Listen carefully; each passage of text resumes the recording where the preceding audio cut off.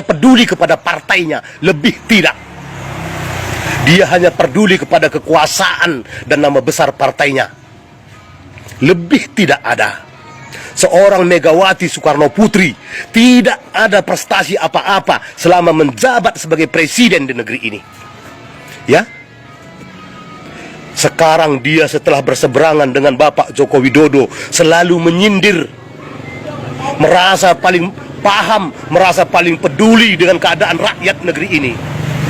Ya. Padahal dia hanya memikirkan kebesaran partainya. Dia hanya memikirkan kepentingan partainya. Lebih tidak ada. Itulah Megawati, seorang mantan presiden. Ya. Mereka yang mengatasnamakan pemerhati politik yang merasa peduli dengan rakyat negeri ini, tapi tidak pernah berbuat apa-apa untuk rakyat negeri ini.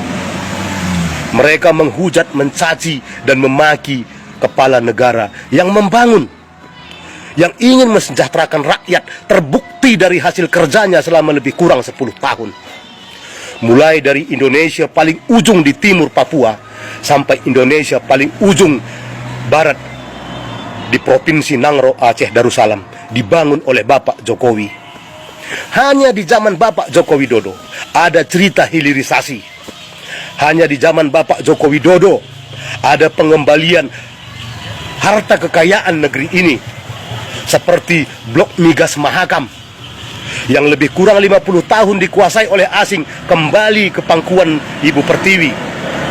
Hanya di zaman Pak Jokowi, Blok Rokan yang selama ini dikuasai oleh PT Sepron kembali ke Pertamina.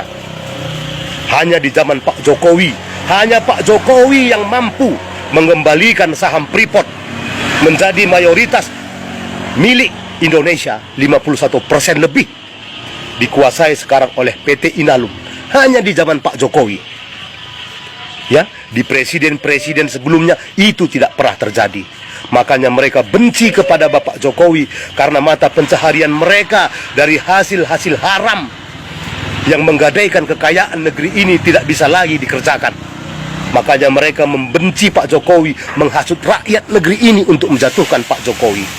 Itulah mereka-mereka semua yang merasa paling pintar, paling paham dengan keadaan negeri ini, tapi tidak pernah berbuat apa-apa, tidak punya andil apa-apa untuk kemajuan dan kesejahteraan negeri ini.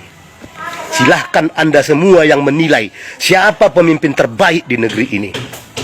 Orang seperti Anies Baswedan kah yang hanya kebanyakan cocot, tidak punya prestasi apa-apa, hanya menjual bahasa-bahasa, kata-kata mutiara untuk menyenangkan hati para pendukungnya?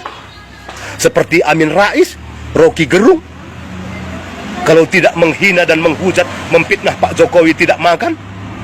Itukah yang mau Anda ikuti? Buat penilaian dan keputusan di hati Anda. Berpikirlah dengan pintar dan pakai logika.